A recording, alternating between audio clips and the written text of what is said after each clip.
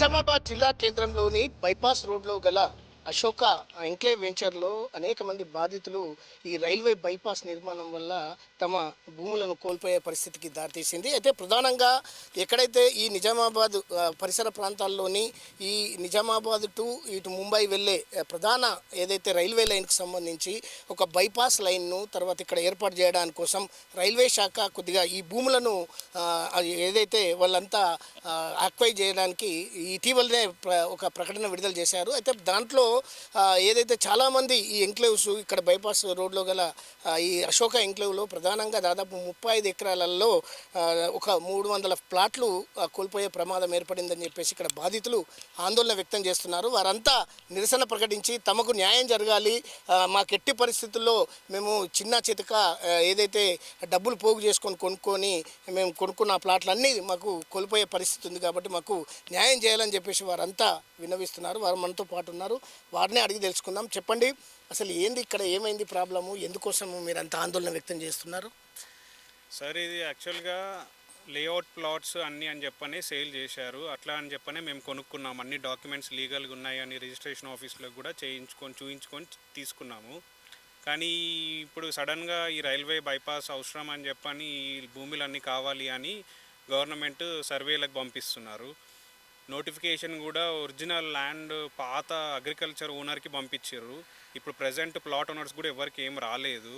మరి మాకేమో నోటిఫికేషన్ లేకుండా వచ్చి డైరెక్ట్ సర్వేస్ చేసుకుంటున్నారు. మాకేమో అర్థం కావట్లేదు ఏం జరుగుతుందన్నది.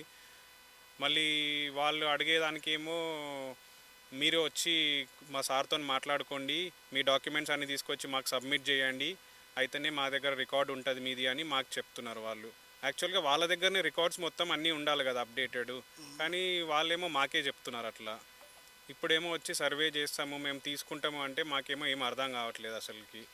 ఇన్ని 100 గజాలు తీసుకొని ఇప్పుడు ఏమో సడన్గా ఇట్లా ఇచ్చేసేయమని అంటే బాధ అవుతుంది సార్ అందరికీ.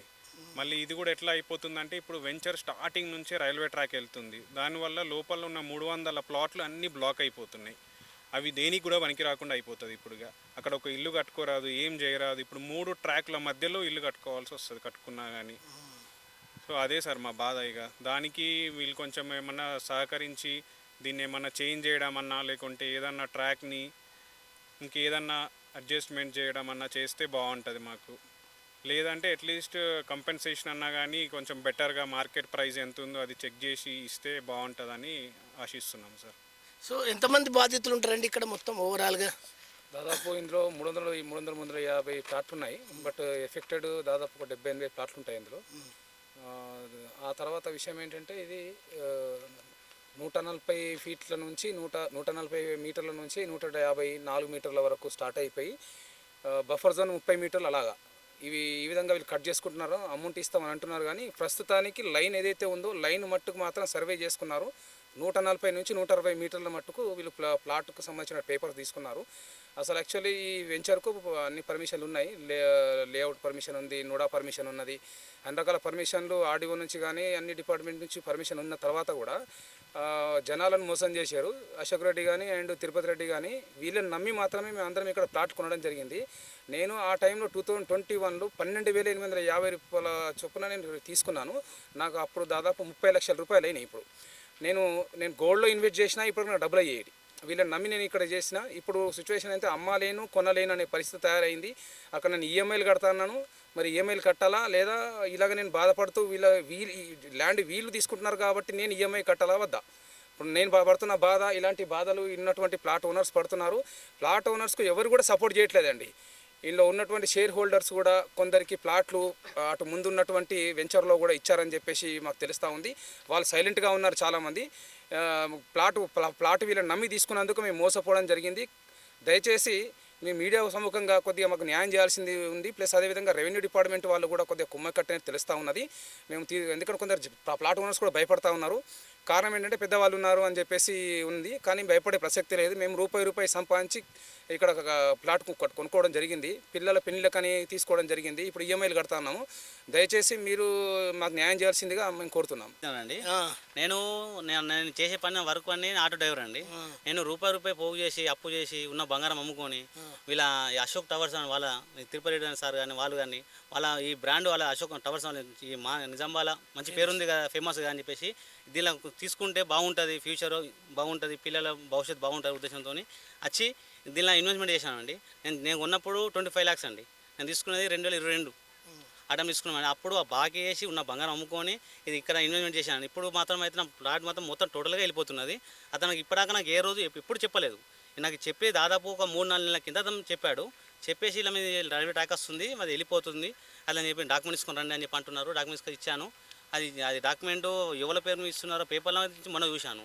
ఆ డాక్యుమెంట్లో ఎవరి పేరు ఉందో ఎవరికి ఇస్తున్నారో తెలుసలేదు. కానీ జర ఇప్పుడు ఉన్న వాల్యుయేషన్ బట్టి మార్కెట్ వాల్యుయేషన్ బట్టి మాకున్న ప్లాట్లు ఉన్న వాళ్ళ అందరు ఓనర్స్ ఉన్న వాళ్ళందరికీ న్యాయం చేయాలని చెప్పేసి కోరుతున్నాను అండి. ఇది మాత్రం అయితే చాలా గరీబ్ వాళ్ళకైతే చాలా ఇబ్బందికరంగా ఉంది. ఇది ఒక అశోక్ టవర్స్ వాళ్ళే చేసిన రకంగా వాళ్ళు లేఅవుట్ వెంచర్ అని చెప్పారు. లేఅవుట్ వెంచర్ అంటే ఇట్లాంటి డిస్టర్బ్ ఏమి ఉండదు, అసలు రావద్దు కూడా.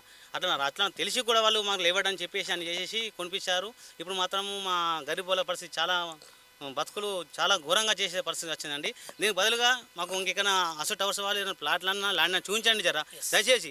నన్నగా రిక్వెస్ట్ చెప్తున్నాను, అశోక్ రెడ్డి గారు, తిరుపతి రెడ్డి గారు చెప్తున్నాను, జర చూసుకోండి సార్. మేము గరీబులను మాత్రం పొట్టలు కొట్టకండి, జర మా ఆసనం బాగా పడకుండా సార్. దయచేసి దండం పెడతాను, చూడండి మీ దయ. అది కూడా మన గవర్నమెంట్ ప్రభుత్వం కూడా కోరుతున్నాను. ఇప్పుడున్న మార్కెట్ పొజిషన్ వాల్యుయేషన్ బట్టి కూడా జర డబ్బులు ఇప్పించగలరని చెప్పి కోరుతున్నాను. వెంచర్ వాళ్ళు పేర్లు రావాలా లేకపోతే మీ భూముల పేర్లు రావాలా? కానీ ఇక బయట వాళ్ళు ఏదో భూములు అమ్ముకున్న వాళ్ళ పేర్లు రావడం ఏంది? అదే అర్థం కావడం లేదు. ఎందుకు మా పేర్లు కాకుండా వేరే వాళ్ళ పేర్లు వచ్చినాయి, అదే మాకు ఇబ్బందిగా ఉన్నది. దాని కొరకే మేము అందరికీ రిప్రజెంటేషన్స్ ఇచ్చినాము, ఆర్డీఓకి, తహసీల్దార్కి. దాని కొరకు వెయిట్ చేస్తున్నాం, మా పేరు రావాలని మేము ప్రయత్నం చేస్తున్నాము.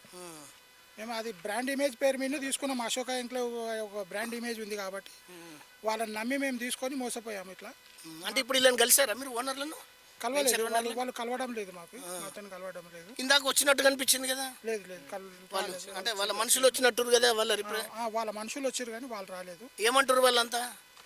ఏం లేదు, వాళ్ళు ఏదో వాళ్ళ స్వార్థం కొరకు వాళ్ళు మాట్లాడుతుండ్రు. ఏదో మీకు అన్నీ వస్తాయి, మీకు మీరు పెట్టిన డబ్బులు వస్తాయి, అది ఇది అని చెప్తున్నారు. కానీ అది వచ్చే నమ్మకం అయితే లేదు మాకు.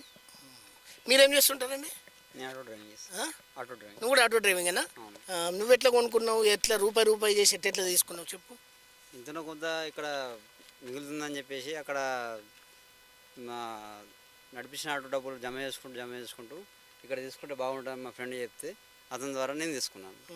దానివల్ల ఇప్పుడు ఈ మొన్న 3 days నుంచి ఇబ్బంది పెడుతున్నారు. ల్యాండ్ పేపర్ తీసుకొచ్చి ఇవ్వండి అంటే ఎందుకో దేనికోసం అర్థం కాక మా ఫ్రెండ్ చెప్తే అతనితో నేను వచ్చాను. దానివల్ల కొద్దిగా న్యాయం జరుగుతుందా మరి ఏమవుతుందా అనేది నాకు అర్థం కాక అతనితో వచ్చాను. నువ్వు ఎన్ని గజాలు కొన్నావు? 190 గజాలు. 90 గజాలు ఎంత? అప్పుడు ఎంత అయింది? 24-25 దాకా. 24-25 లక్షలు. మళ్ళీ ఎట్లా ఇప్పుడు ఒకవేళ మోసం జరిగితే ఏం చేయాలనుకుంటున్నావు? ఎలాంటి ఆందోళన చేయాలనుకుంటున్నావు? ఎలా చేయాలనుకుంటున్నామంటే ఇప్పుడు గవర్నమెంట్ ఆదించి కోరుచున్నాం. వాళ్ళు కొద్దిగా న్యాయం చేయాలని కోరుతున్నాం. మీ మీడియా వాళ్ళని కూడా వందలాది మంది బాధితులు ఇక్కడ చూస్తున్నాం మనం. చిన్న చితక ఆటో డ్రైవర్లు ఆటోలు నడుపుకొని రోజువారీ వాళ్ళు డబ్బులు ఏదైతే వాళ్ళు పోగు చేసుకొని వాళ్ళ ఇంట్లో ఉన్న బంగారం అమ్ముకొని తర్వాత ఇంకెక్కడన్నా అప్పులు తీసుకొచ్చి వాళ్ళంతా రూపాయి కూడబెట్టుకొని వాళ్ళకు ఏదన్నా ఉపయోగపడుతుందని ఇన్వెస్ట్ చేసుకుని ఇక్కడ ప్లాట్లు పూర్తిగా మోసపోయే పరిస్థితికి ఏర్పడిందని చెప్పేసి వాళ్ళంతా ఆవేదన వ్యక్తం చేస్తున్నారు. అదేవిధంగా ఏదైతే ఇప్పుడు రైల్వే ట్రాక్ను ఇక్కడ కాకుండా మరో చోటికి కూడా మార్పిచ్చి మాకు న్యాయం చేయాలని చెప్పేసి కోరుతున్నారు. ఇంకా అదేవిధంగా పూర్తి స్థాయిలో ఒకవేళ చేసుకుంటే మాత్రం అది ఆక్యువేషన్ చేసుకుంటే మాత్రం ఖచ్చితంగా మాకు దీనికి తగ్గట్టుగా డబ్బులు పూర్తిగా ఇవ్వాలని చెప్పేసి కోరుతున్నారు. ఇక లేకపోతే పెద్ద ఎత్తున ఆందోళన చేస్తాం, కుటుంబాలతో సహా రోడ్డెక్కి మేము కలెక్టరేట్ ముట్టడిస్తాం, తర్వాత రైల్వే శాఖను ముట్టడిస్తామని చెప్పేసి కూడా వాళ్ళు చెప్తున్నారు. కెమెరా పర్సన్ ఉదయ్తో కలిసి అంగేకుల సాయిలు, S6 న్యూస్, నిజామాబాద్.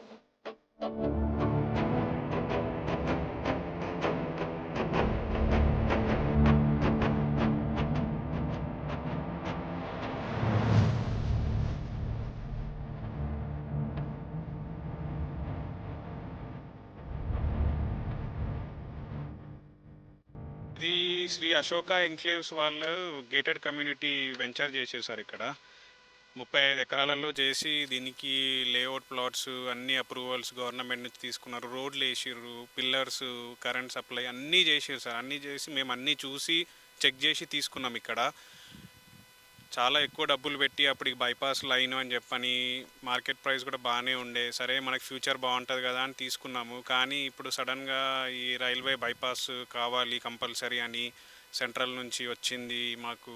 మేము అది చేస్తున్నామని ఆర్డీఓ సార్, ఎంఆర్ఓ సార్ వీళ్ళందరూ ఇప్పుడు సర్వేలకు పంపిస్తున్నారు ఇక్కడికి.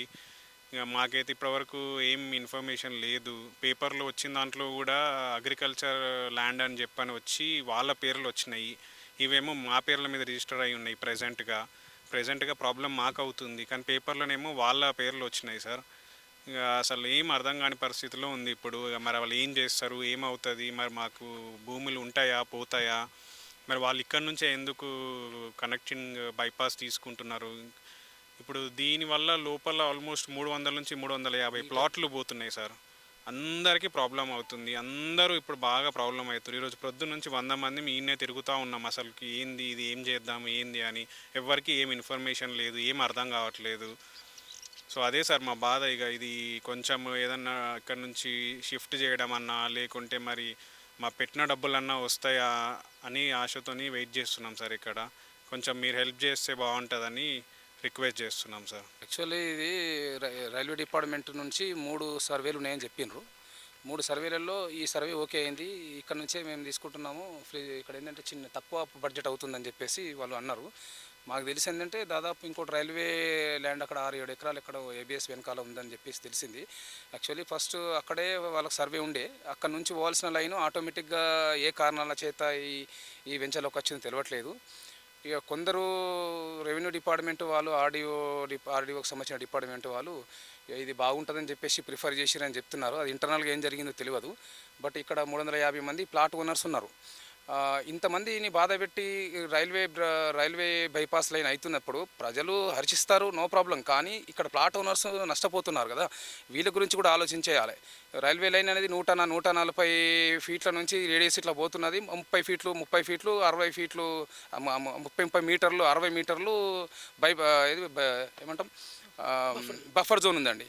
అయితే ఇంతమందికి మరి ఏ రకమైన డబ్బులు ఇస్తారు? 3 టైమ్స్ అంటున్నారు, 4 టైమ్స్ అంటున్నారు. అసలు మేమంటున్నాం ఇది ఇంతమందిని బాధ పెట్టి ఈ రైల్వే లైన్ ఏదైతే ఉందో కొద్ది ముందు నుంచి తీసుకుంటే అగ్రికల్చర్ ల్యాండ్సా వేరే ల్యాండ్సా ఉంటే అక్కడ నుంచి ప్రాబ్లం ఉండదు.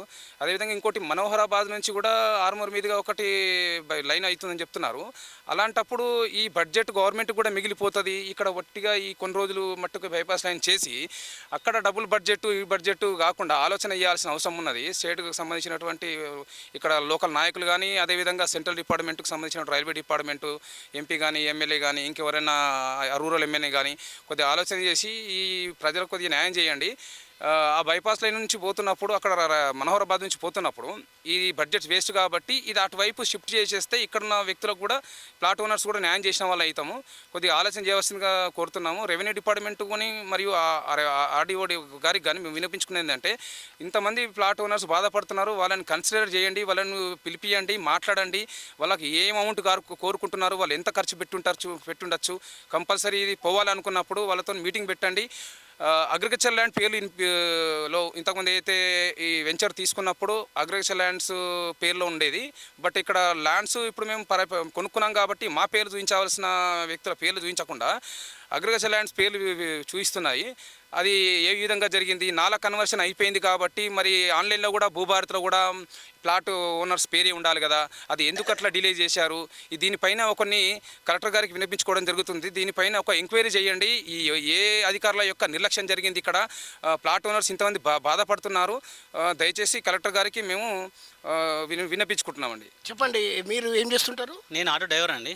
నేను చాలా కష్టపడి ఇక్కడ ల్యాండ్ తీసుకున్నానండి. వాస్తవంగా అయితే ఇక్కడ ల్యాండ్ తీసుకున్న కారణం ఏంటంటే అశోక్ టవర్స్ అనేది నిజామాబాద్ టాపర్. ఆ టాపర్ అనేది అశోక్ ల్యాండ్ వాళ్ళ దాని మీద నమ్మకంతో వాళ్ళు ఇప్పటిదాకా చేసిన అన్ని ప్రతి వెంచర్లు కూడా ఇప్పటిదాకా సక్సెస్ఫుల్గా ఉన్నాయి, చాలా అభివృద్ధి చెందాయనే ఉద్దేశంతో చాలా సంతోషంగా ఆ ఉద్దేశంతో మేము ఇక్కడ ల్యాండ్ తీసుకున్నామండి. నేను తీసుకున్నప్పుడు 2022 తీసుకున్నాను. ఇప్పుడు చాలా అంటే అప్పుడు 2022 తీసుకున్నామండి. బంగారం అమ్మేసేసి అప్పులు చేసి చాలా పిల్లల ఫ్యూచర్ కోసం ఇబ్బంది ఉంటుంది, డెవలప్మెంట్ కోసం పనికొస్తా ఉద్దేశంతో ఇక్కడ ల్యాండ్ తీసుకున్నామండి. కానీ ఇప్పుడు మాకు సడన్గా చెప్పారు 1.5 year కింద నుంచి ఇది రైల్వే ట్రాక్ వస్తుందని చెప్పారు. మాకు కూడా చెప్పారు 1.5 year అని చెప్పి చెప్తున్నారు, కానీ మాకు చెప్పింది మాత్రం అయితే 6 months అవుతుంది. 6 months నుంచి మాకు తెలుసు వాస్తవంగా. అది ఎందుకు తెలిసిందంటే వాస్తవంగా అయితే నా ల్యాండ్ పక్క పంటే గొడవలు కొట్టారు. నేను చూసి వచ్చేసి నాకు అమ్మిన వాళ్ళకి ఫోన్ చేసి అన్నలా ఎందుకు గొడవలు కొట్టింది ఇట్లా రౌండ్ అప్ అంటే అది ఇలా రైల్వే ట్రాక్ వస్తుందని అప్పుడు చెప్పారు.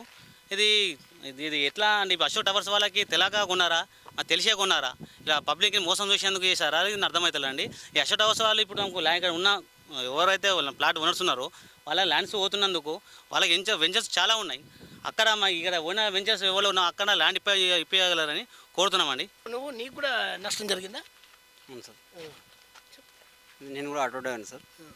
అయితే నేను కొద్దిగా జమ చేసుకుంటూ డబ్బులు మా ఫ్రెండ్ కొన్నాడు అని చెప్పేసి నేను కూడా ఇక్కడికి వచ్చేసి తీసుకున్నాను. దానివల్ల ఇప్పుడు అతని పక్కగా నా ల్యాండ్ కూడా ఉంది. దాని ద్వారా నేను కూడా నష్టపోతున్నా అని బాధతోటి ఇక తెలుసుకొని వచ్చే తర్వాత ఈ సిచ్యువేషన్ ఇక్కడ జరిగింది. దాని ద్వారా కొద్దిగా గవర్నమెంట్ తరఫు నుంచి వీళ్ళ తరఫు నుంచి కరెక్ట్ కొద్దిగా మాకు ఎంతో కొంత సహాయం చేయాలని కోరుతున్నాను.